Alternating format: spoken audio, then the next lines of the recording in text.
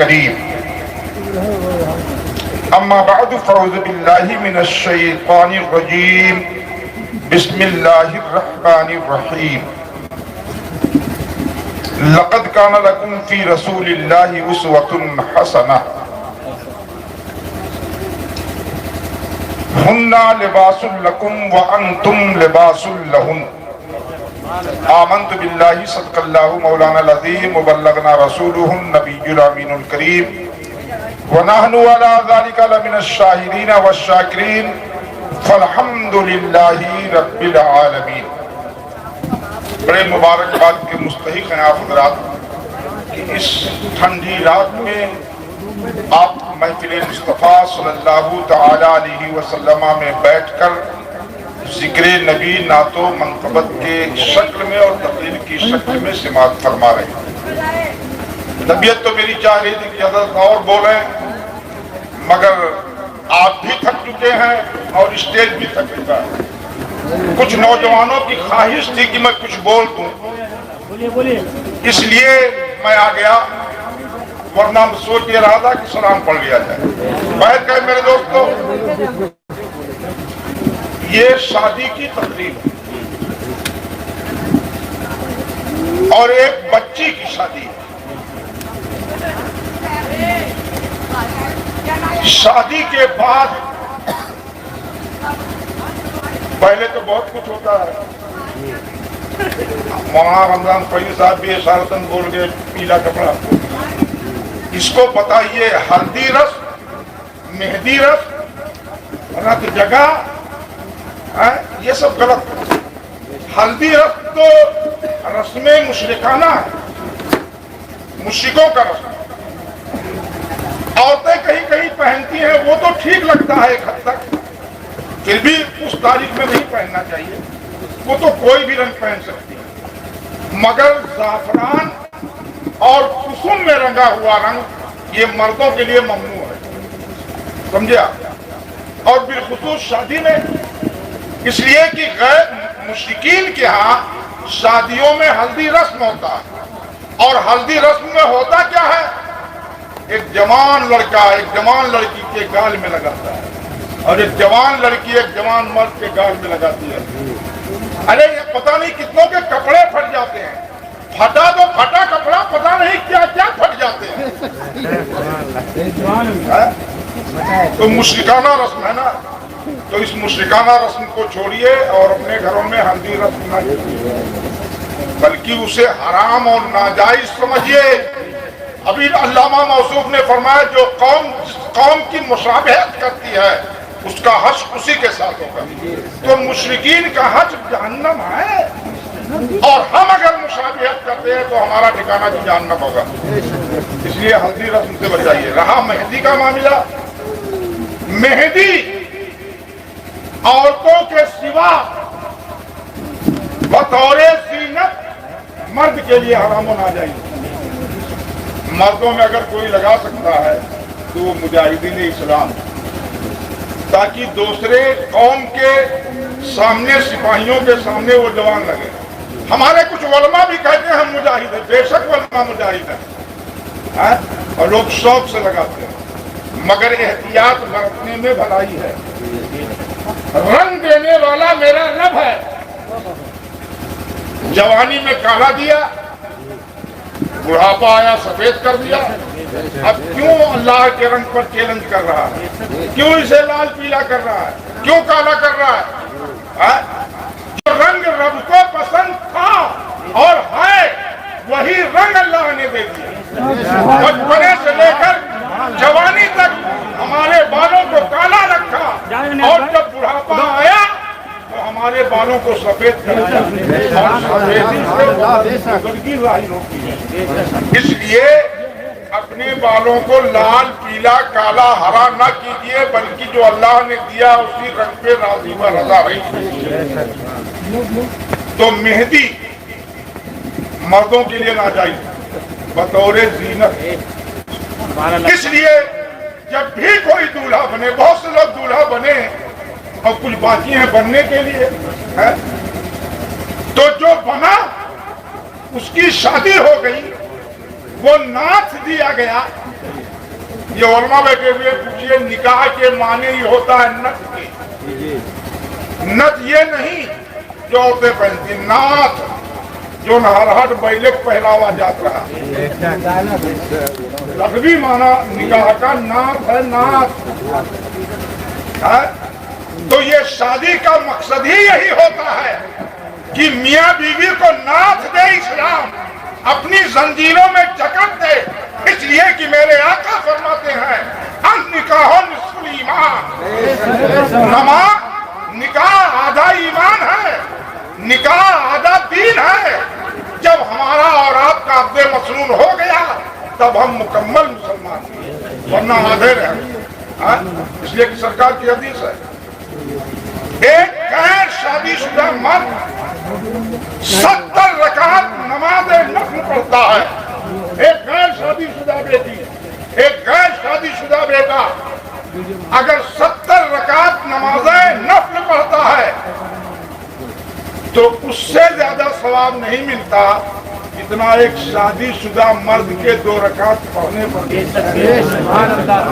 شادی شدہ بیٹیاں اور شادی شدہ بیٹے جب 2 رکعت نماز نفل پڑھتے ہیں تو 70 رکعتوں کا ثواب مل جاتا. تو اس میں کچھ ہیں جو دولہا بن چکے اور جو کچھ ہیں جو دولہا بننے والے ہیں. کبھی موقع ملے گا تو آپ بتاؤں گا کہ شادی کے بعد کیا کیا ضروری ہے. بس مختصر تھے جملوں میں آپ یہ سن لیجئے کہ ہماری بیٹیوں کی شادیاں ہوں تو ماں باپ کی ذمہ داریاں کیا ہوتی ہیں، بھائی کی ذمہ داریاں کیا ہوتی ہیں، ماں کی ذمہ داریاں کیا ہوتی ہیں. آؤ دیکھو اللہ کے پیارے حبیب سرور عالم صلی اللہ تعالی علیہ وسلم ارشاد فرماتے ہیں اللہ نے جنہیں 3 بیٹیاں عطا فرمائی اور ان کی رزق حلال سے پرورش کی، علم دین سے آراستہ اور پیراستہ کیا، ان کی اچھی تربیت کی اور اچھا گھر اور اچھا بر تلاش کر کے ان کی شادی کر دی، عقد کر دیا تو میری شفاعت اس پر واجب ہوگی. اچھا گھر. اب اچھا گھر کا مطلب یہ نہیں کہ وہابی ہو، دیوبندی ہو، نجدی ہو، سلا کلی ہو، ڈفل پٹوا ہو. اب تو ڈھول پٹاتے ہیں لوگ، بہت سے لوگ ڈھولیے یا اس کہہ دیے. مزامیر والے نہ ہوں، مزامیر والے نہ ہوں. مزامیر کے قائل ہم لوگ نہیں، قوالی کے قائل ہیں مگر مزامیر کے قائل نہیں. قوالی میں ہوتا کیا؟ نعت ہوتی ہے، منقبتیں ہوتی ہیں، غزل ہوتی ہیں. بہر کہری جس کی طرف جانا مقصود نہیں. جب آپ کی بچیوں کی شادیاں ہو گئیں، تینوں کی کر دیا آپ نے، تو یک کیا تب بھی شفاعت ہوا. ایک صحابی رسول کھڑے ہوئے عرض کیا رسول اللہ اب جس کے پاس یک بیٹی ہو تو میرے آقا فرماتے ہیں اس کی بھی شفاعت. دوسرے صحابی کھڑے ہوئے عرض کیا یا رسول اللہ آرزوئیں مچل رہی ہیں، دل مچل رہا ہے، تمنائیں بہت ہیں، مگر یا رسول اللہ جس کے پاس کوئی بیٹی نہ ہو تو میرے آقا فرماتے ہیں پڑوسی کی بیٹیوں کی شادیوں میں شرکت کر دو، بھائی کی بیٹیوں کی شادیوں میں شرکت کر دو، میاں اپنے رشتہ داروں کی بیٹیوں کی شادیوں میں شرکت کر جاؤ تو تمہاری بھی شفاعت واجب ہوگی. بڑے خوشی کی بات ہے کہ عزیزم سراج احمد سلمہ جو اس وقت موجود نہیں ہیں، وہ ملک سے دور ہیں، ملک سے، وطن سے بھی دور ہیں، ملک سے بھی دور ہیں، بچوں سے بھی دور ہیں. اللہ انہیں صحت و توانائی عطا فرمائے، رزق میں وسعتیں پیدا فرمائے، جان مال آبرو عزت کی حفاظت فرمائے. مگر میں دیکھ رہا ہوں عزیزم مولانا محمد ادریس رضا سلمہ صاحب جب سے تشریف لائے ہیں، جب سے کام کاج میں لگے ہوئے.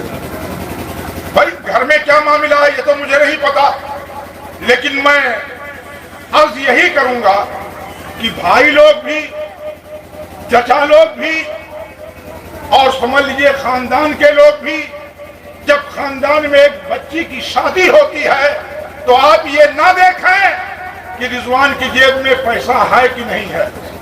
جب ضرورت محسوس ہونے لگے تو آپ اپنا جیب مت ٹٹولیے، بلکہ آپ ضروریات زندگی کے سامان اس بچی کو کیا دینا ہے، اس کی کیا ضرورت ہے، یہ خاندان کے لوگ پیش کر دیں تو ایک مسلمان پر دوسرے مسلمان کے لینا دینا جب شروع ہو جائے گا تو اس کی مصیبتیں کم ہو جائیں گی.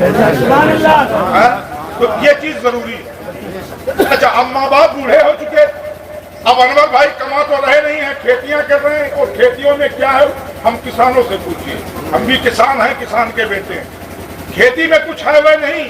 جو لوگ بمبئی دلی کلکتہ کماتے ہیں وہ کھاد پانی کے لیے دیتے ہیں تو کہتے ہیں ابا ابھی دھیان تو رہا 10,000 کال کی ہو، بپا گانج بلائے تب کہاں جائیں، بخار چڑھے تب کہاں جائیں، اور رہار و بنجر بن جاتے کھیت تب کہاں جائیں. دوا بھرے تو دے دیو، پنیا بھرے دے دیو، ابھی جب گٹھیا کھٹر کھٹر بولنے لگا تب کیا کریں. باپ سے کبھی حساب نہ مانگیے. بارگاہ مصطفیٰ صلی اللہ تعالی علیہ وسلم میں ایک بوڑھے صحابی رسول کھڑے ہیں اور عرض کر رہے ہیں یا رسول اللہ آج میرے بیٹے نے مجھے ڈانٹا، ہاتھ بھی اٹھا دیا مگر ضرب نہیں لگائی، مارا نہیں. یا رسول اللہ میں اپنے ضرورت کے کچھ پیسے اس کی جیب سے روزانہ نکال لیتا ہوں، اس لیے اس نے مارا ڈانٹا. میرے آقا نے فرمایا بلاؤ اس کو. وہ نوجوان صحابی رسول اللہ میرے آقا نے یوں پکڑا اور ارشاد فرمایا تو اور تیرا مال یہ سب کچھ باپ کا ہے، تو اور تیرا مال یہ سب کچھ باپ کا ہے. اور جب بارگاہ علی میں حاضر ہوتے ہیں تو ایک نوجوان پکارتا ہوا نظر آتا ہے، اے میرے آقا، اے مولا علی، میں جوان ہو گیا ہوں، اب میں کما رہا ہوں، رزق میں وسعت ہو چکی ہے، میں اپنی کمائی سب سے پہلے کس پر خرچ کروں. تو میرے آقا مولا علی فرماتے ہیں اپنے ماں باپ پر، سب سے پہلی کمائی اپنے والدین پر. جب بمبئی دلی کلکتہ سے آؤ تو نانی کے منہ پہلے نہ تاکو، پہلے اماں اور پپا کے منہ تاکو. سمجھے آپ؟ اس لیے کہ میرے آقا فرماتے ہیں مولا علی جب نوجوان پوچھتا ہے کہ میں اپنی کمائی کہاں خرچ کروں تو آپ فرماتے ہیں رضی اللہ تعالیٰ عنہ کہ سب سے پہلے اپنی دولتیں اپنے والدین پر خرچ کرو. نوجوان پھر پوچھتا، کبھی آپ امام صاحب سے پوچھنے گئے کہ حضرت بمبئی سان ہے، ہم پیسہ کا کریں، پوچھو کبو نہیں پوچھو نا. لیکن وہ نوجوان پوچھ رہا مولا علی، عرض کر رہا میرے آقا اب ماں باپ کو دے دیا پھر بھی دولت ہے. تو میرے آقا فرماتے ہیں اب اپنے اور اپنے بال بچوں پر خرچ کرو، اب اپنے اوپر اور اپنے بال بچوں پر خرچ کرو. نوجوان پھر عرض کرتا ہے مگر میرے آقا بال بچوں کے خرچ کے بعد بھی میرے پاس مال ہے. میرے آقا فرماتے ہیں اے نوجوان اب اپنے غریب پڑوسیوں پر خرچ کر. یہ پڑوسی نہیں ہے، بھائی ہیں مولانا ادریس صاحب. اور میرے آقا حضرت مولا علی فرماتے ہیں تیرے پاس مال ہے تو اب اپنے پڑوسیوں پر خرچ کر. پھر نوجوان عرض کرتا ہے میرے آقا پڑوسی کو دینے کے بعد بھی مال ہے. میرے آقا فرماتے ہیں اب غریب رشتہ داروں پر خرچ کر. اور ہم غریب رشتہ داروں کو بھول جاتے ہیں. مال آ جاتا ہے اور اگر پھوپھی غریب ہیں تو نیوتا نہیں دیتے، دعوت نہیں دیتے.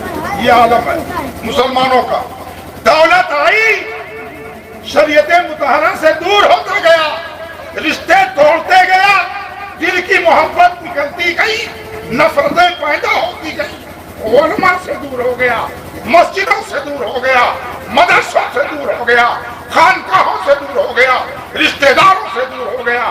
اس لیے کہ میرے آقا صلی اللہ تعالیٰ علیہ وسلم ارشاد فرماتے ہیں ہر نبی ہر رسول کی امت کے گمراہ ہونے کا کوئی نہ کوئی سبب تھا. میری امت کے گمراہ ہونے کا سبب کثرت مال ہے۔ اس لیے جب مال کی دعا کرو تو عرض کیا کرو مولا مال تو دے مگر دل عثمانی عطا فرما، دل فاروقی عطا فرما۔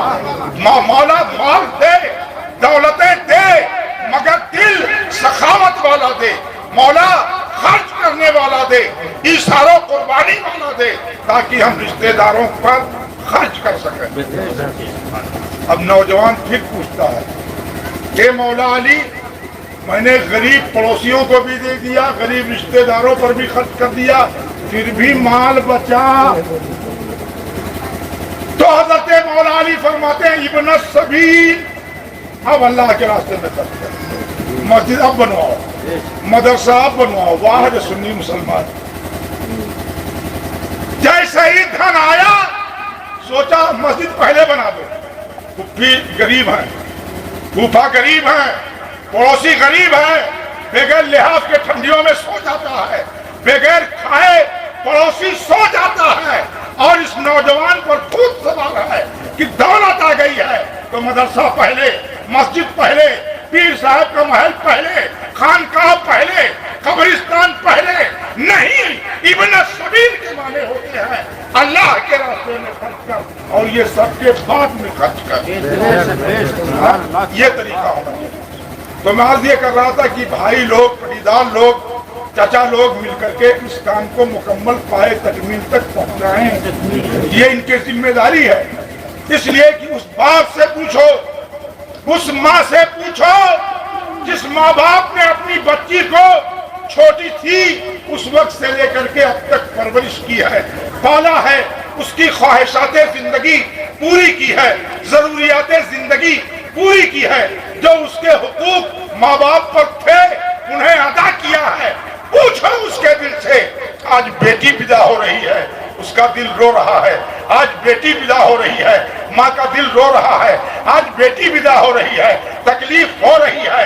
اس لیے جب ایک دوسرا مل کر ایک دوسرے کی تکلیف میں شریک ہو جائے گا تو اس کو آسانیاں ہوتی ہوئی نظر آئیں گی۔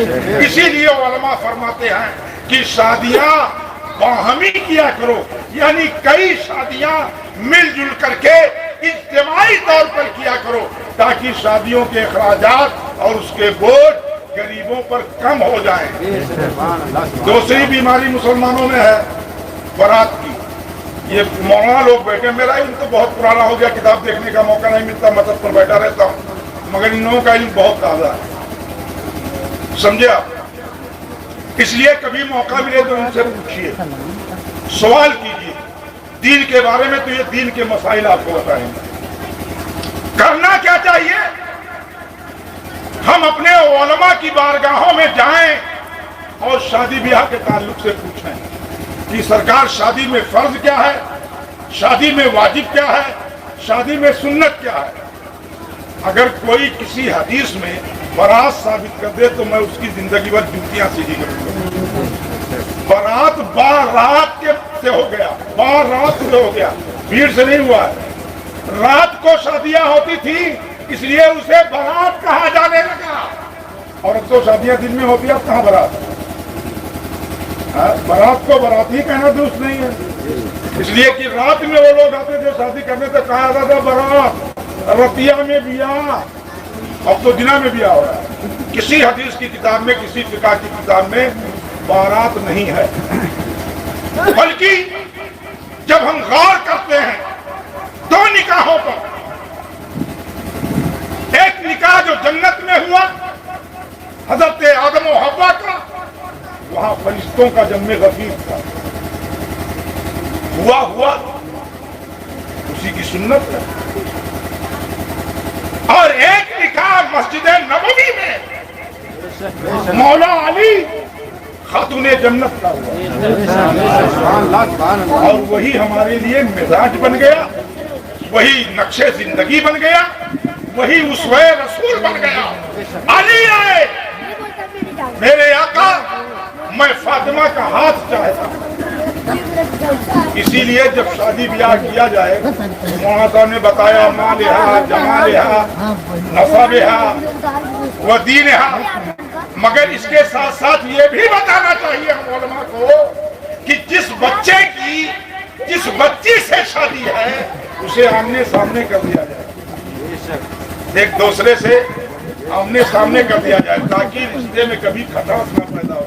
یہ نہ ہو کہ بپا تو پسند کیے رہے ہو، خالہ تو پسند کیوں رہا، ہمارا پورا دلا تھوڑی چاہت رہا۔ اس لیے اسلام کا قانون ہے آمنے سامنے پسند پوچھ لو، ان دونوں کو دکھا کر راضی کر لو تاکہ کھٹاس نہ پیدا ہو۔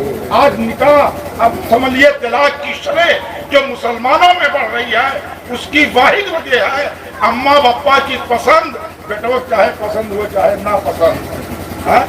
ہم لوگوں نے نبھا لیا، ماں باپ نے پسند کر لیا مگر آج کا نوجوان نہیں کرے گا، اگر ہو بھی گیا تو رشتہ نبھے گا نہیں نبھ سکتا۔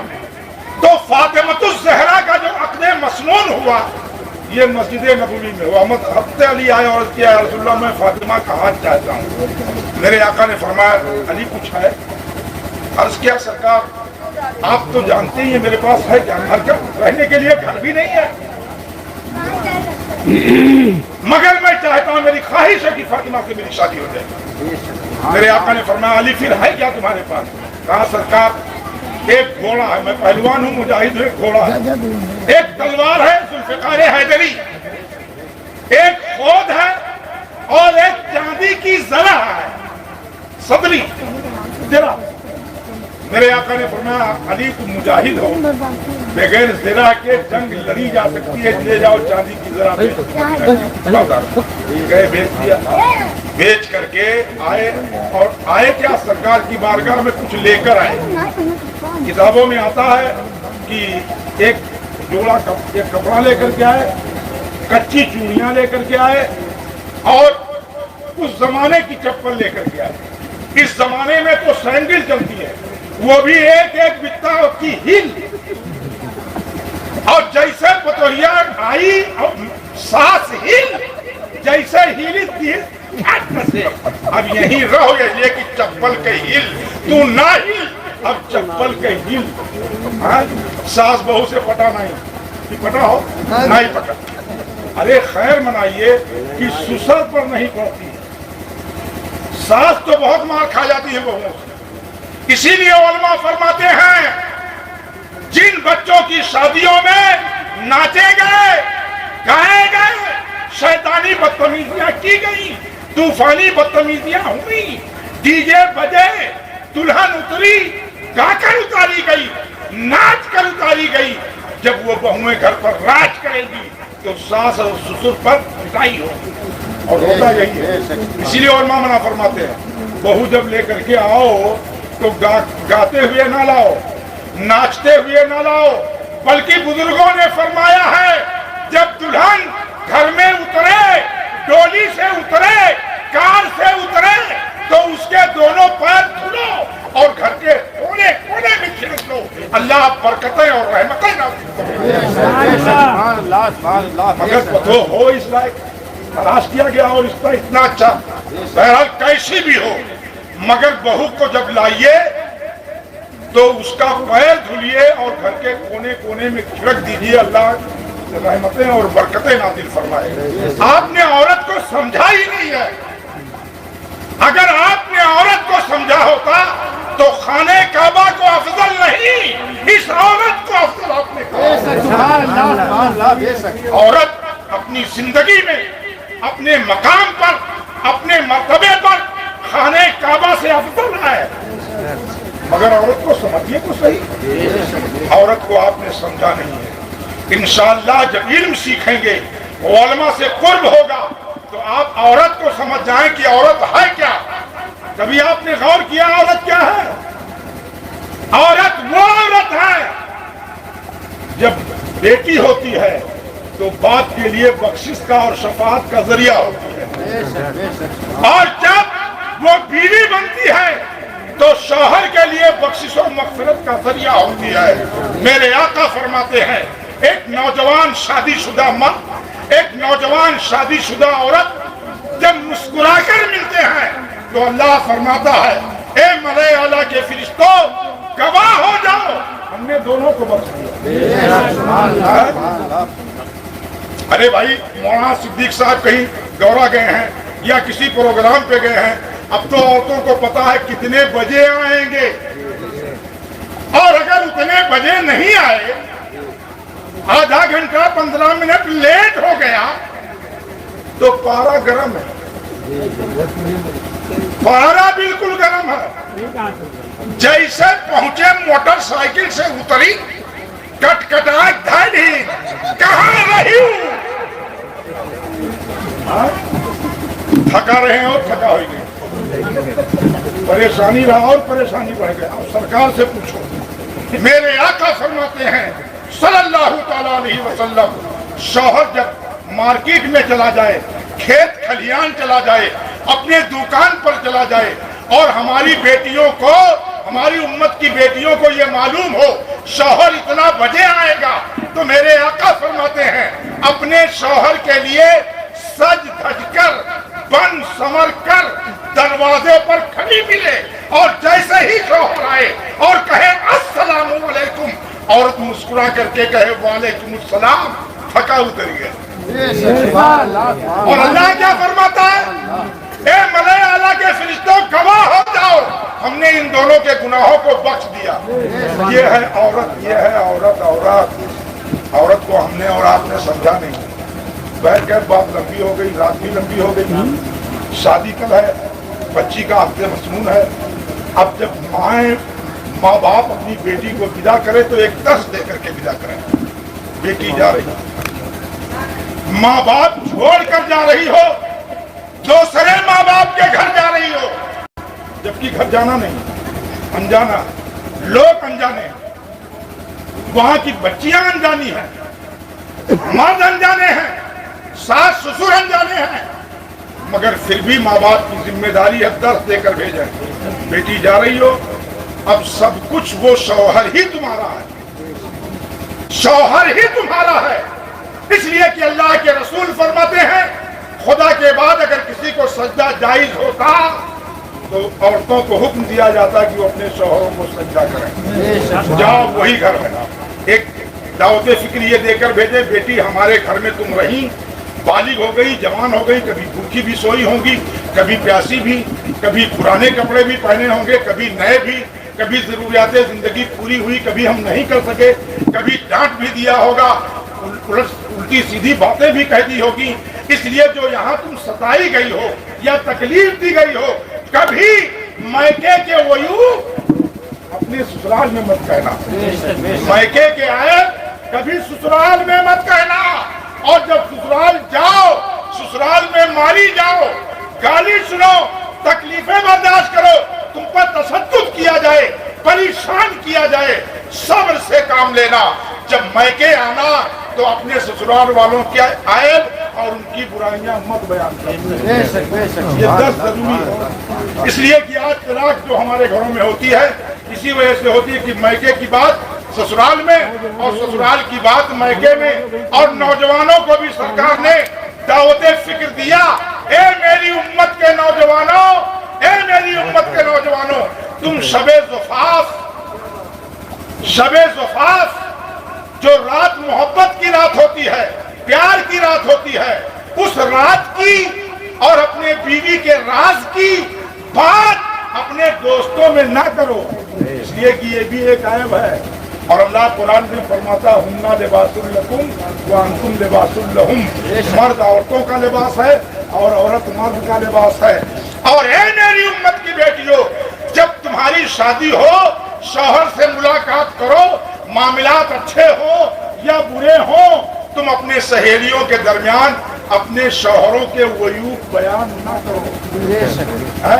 تو آگاہ نوجوانوں کو بھی کیا اور بچیوں کو بھی کیا۔ آج اگر مرد اپنی بیویوں کا عیب نہ بیان کرے تو کوئی کیسے جانے گا کہ اس کی بیوی میں کیا ہے؟ دو بیماری ہم مسلمانوں میں بہت ہے، سب سے بڑی بیماری شک ہے، شک، اور شک کا کوئی علاج نہیں ہے۔ ایک مرتبہ اگر کسی مرد کو اپنی بیوی پر شک ہو گیا اور دماغ میں اس کے گھس گیا تو وہ زندگی بھر نکلتا نہیں، یا کسی بیوی کو اپنے شوہر پر شک ہو گیا تو وہ زندگی بھر نکلتا نہیں۔ اس لیے شک پیدا ہی مت کرو۔ جب شک ایک دوسرے کے لیے پیدا ہو جائے گا تو زندگی تلخ ہو جائے گی، بجائے گھر جنت کے جہنم بنتا ہوا نظر آئے گا۔ اس لیے ہمیشہ ان چیزوں سے پرہیز کرنی، اور جب جاؤ تو اپنے شوہر کو ہی سب کچھ سمجھو، ان کے ماں باپ کو اپنا ماں باپ سمجھو، ان کے بھائیوں کو اپنا بھائی سمجھو، اس گھر کو مکمل اپنا گھر سمجھو، اس لیے کہ وہ گھر دوسرے کا نہیں ہے، تم ہی اس گھر کی مہارانی ہو اگر تم شریعت مطہرہ کے پابند ہو تو۔ یہ انداز ہے۔ اگر بات کبھی موقع ملا تو انشاءاللہ لڑکیوں کی شادی کے تعلق سے بہت ساری باتیں کرنے کی بتاؤں گا اور بتاتا رہتا ہوں۔ اللہ کریم کی بارگاہ میں میری دعا ہے مولا اپنے حبیب پاک شہل اولاق صلی اللہ تعالیٰ علیہ وسلم کے صدقہ و طفیل میں اس محفل نور کو قبول فرما، اور قبول فرما کر مولا کل ہونے والے عقد مسنون کے لیے باعث برکت، باعث رحمت بنا، اور مولا جس بچی کی کل شادی ہونے والی ہے مولا اگر کوئی رکاوٹ کوئی پریشانی آنے والی ہو تو اس محفل مصطفیٰ کے صدقے میں اسے دور محفوظ فرما۔ استغفر اللہ ربی من کل ذنب واتوب الیہ، لا الہ الا اللہ۔